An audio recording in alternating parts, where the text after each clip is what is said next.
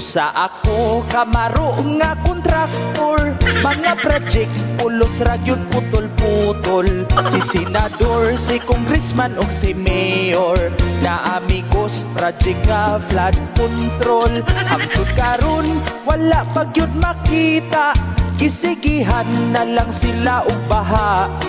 Kay ang kwarta gitagura naa na sa kontraktor nga bulsa. Daghan ako og mga proyekto, pero ang budget ako rang gipaldo.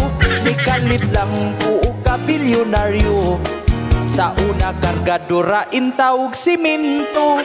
Pero karon dato na kaayo, nakapalit na og daghan nga auto.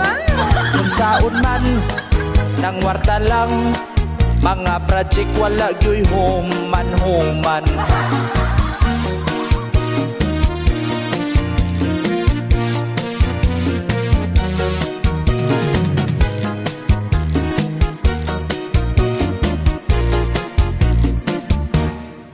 Diha bitaw among project nga karsada, gikuba lang unya wa gitiwas ug ubra. Mga tarong maoy amo ang gubon, ug ang guba dili hinuon ayuhon. Ang budget nga gikan pa sa senador, moagi sa congressman ug sa mayor. Kuhaan pa sa kontraktor, unya kuhaan pagyud sa mga labor. Kuhaan pa sa kontraktor, unya kuhaan pagyud sa mga labor.